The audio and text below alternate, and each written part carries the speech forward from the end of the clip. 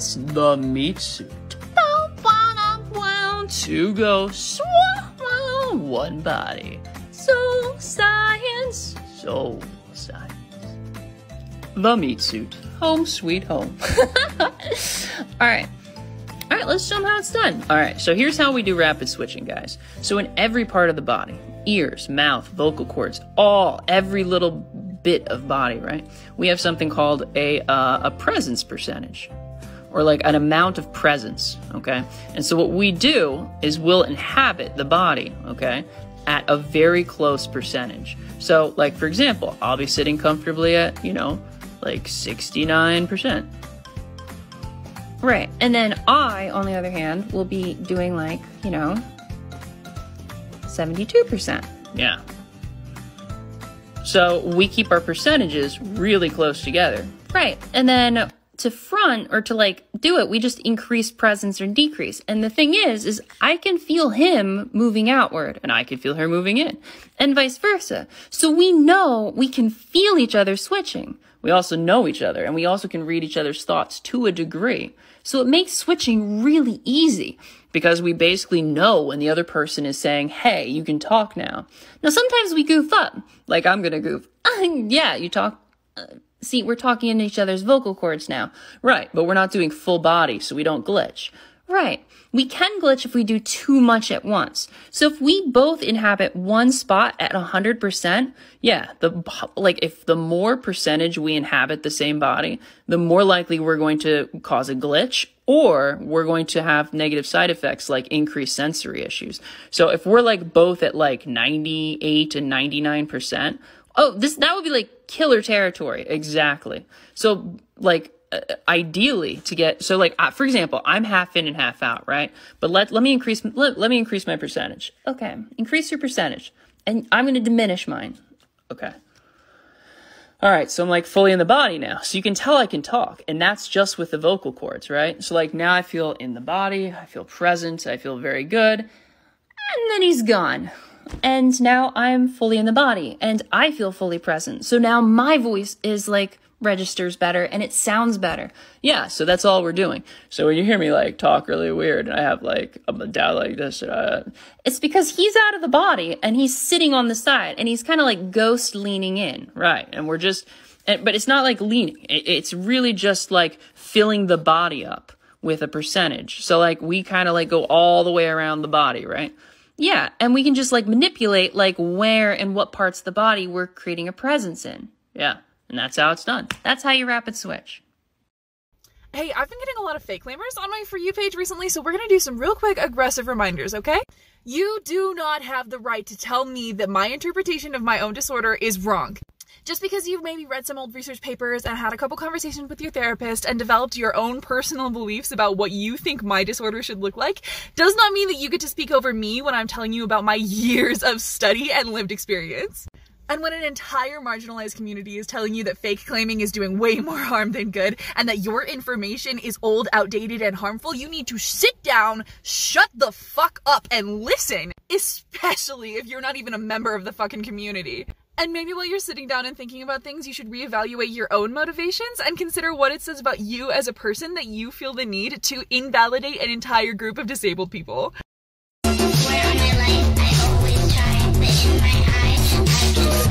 Bitches don't like me. I look like they owe me when I'm walking in. That boy tried to play me, I fucked on his friend. I've gotten a lot of comments like this one, and I think it's time we clear some things up. My parents were not the ones who taught me these horrible principles. They did not teach me not to listen to music, and they didn't teach me to apologize to God every night. Period. They aren't even active members of the church. My parents just took me to church on Sundays and trusted that the Sunday school teachers were teaching good principles. You want to know who actually traumatized me? It was my Sunday school teachers and my bishops and my seminary teachers and my institute teachers and the Draper Temple matron and the members of the First Presidency that my family is friends with. It was scriptures and general conference talks. The Mormon cult is so secretive about its teachings that my parents don't even know half of the things that I was taught as a kid. So making comments trying to deflect the blame off of the church and onto my parents isn't just a dick move, it's also just plain factually inaccurate.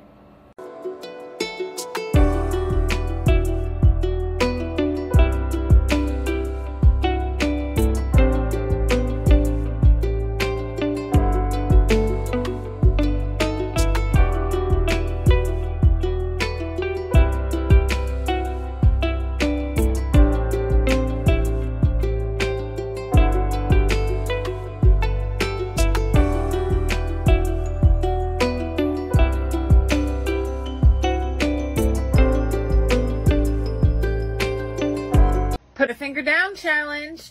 Blind react. So pause this, hit that duet or that sound, and I want to see your honest reaction. Put a finger down if you like to take naps.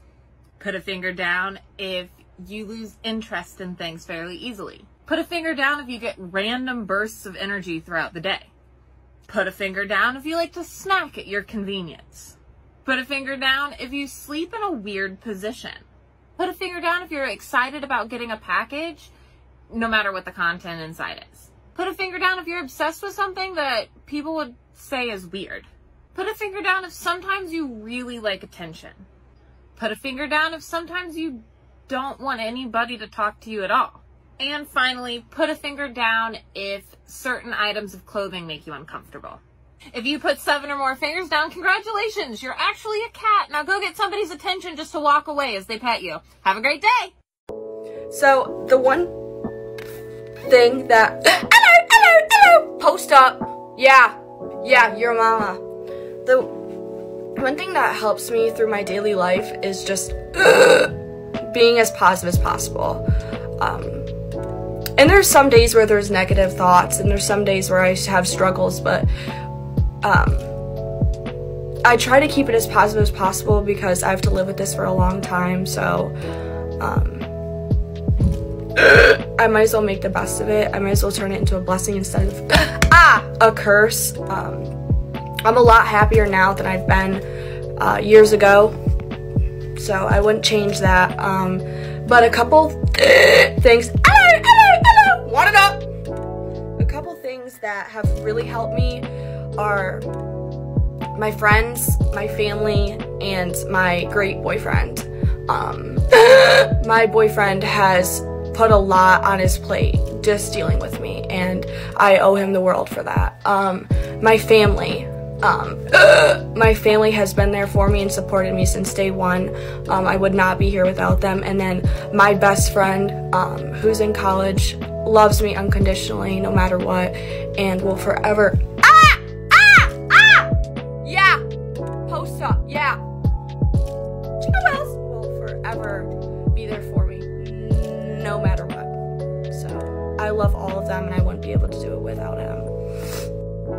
From me with the secret, away from you can't away from me with the secret, hold away.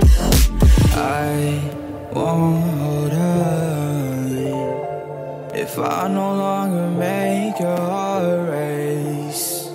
And don't say I'm wrong, 'cause you're the one that lied in my face. I should've ran away,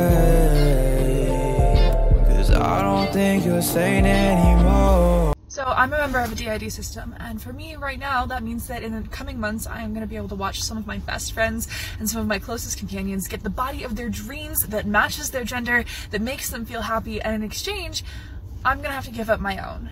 I'm cisgender, the majority of my headmates aren't, and we've decided to transition. Which means that as happy as I am for the men in my system, I am about to have to watch myself go through the wrong puberty. And it's gonna be permanent!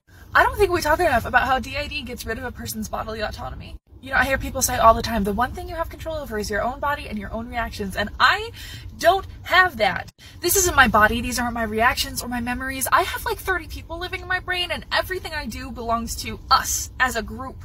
That's what's so hellish about this disorder. My parents fucked me up, and now I will never have full bodily autonomy. Anyways, everybody say congratulations to the men in my system, because they get to transition, and we're happy for that.